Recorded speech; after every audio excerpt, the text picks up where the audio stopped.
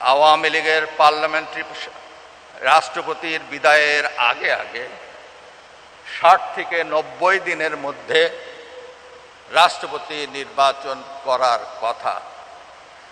Accordingly ঠিক সময় মতো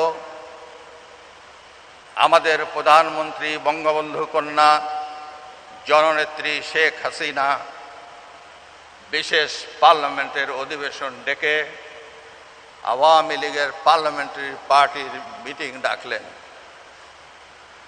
সেখানে মিটিং ডেকে তিনি এজেন্ডা হিসাবে রাষ্ট্রপতি নির্বাচনের এজেন্ডা নিলেন।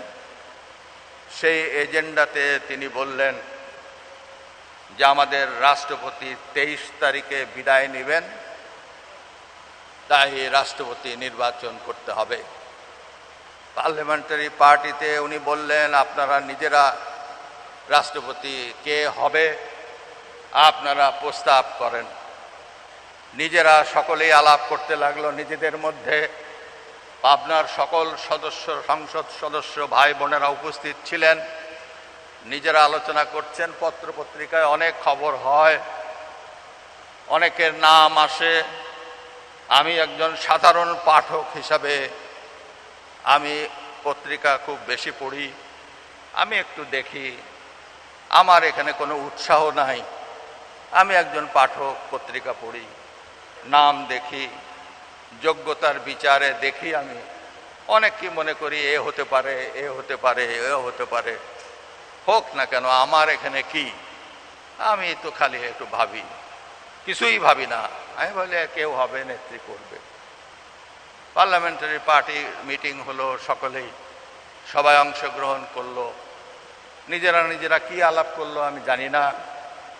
পরে শুনি, রাতের বেলা শুনি, নিউজে শুনি যে সকলে লিডার অব দি হাউসের উপর দায়িত্ব অর্পণ করেছে। লিডার অব দি হাউস অর্থাৎ প্রধানমন্ত্রী, তার উপর দায়িত্ব অর্পণ করেছে আগামী প্রেসিডেন্ট নির্বাচনের জন্য। এভাবে সভা শেষ হয়ে যায়। এরপর আর কোনো খবর নাই, সব চুপচাপ, নীরব।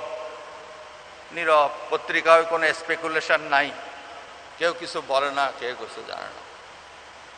আমিও রোজ কাগজ পড়ি। এরপর আর কাগজ পড়া বন্ধ করে দিলাম, যে কিছু তো আর নিউজ তো দেখি না। এরপরে হঠাৎ করে অল অন এ সাডেন এই পাবনার এই সন্তানের মাথায় এই দায়িত্বটা পড়বে, এ তো আমার কল্পনার বাইরে। দায়িত্ব আমার কাঁধে আসলো। আমি তো কিংকর্তব্য বিমূঢ়। যাই হোক, আর এটা বলার অপেক্ষা রাখে না। যেটা হয়ে গেছে তার রূপটা আপনারা দেখতে পাচ্ছেন, আপনাদের সামনে উপস্থিত। কেন, কি জন্য হলো আমি বলতে পারবো না। হয়তো যোগ্যতা আমার মধ্যে উনি খুঁজে পেয়েছিলেন, তাই তিনি আমাকে ভাবছেন।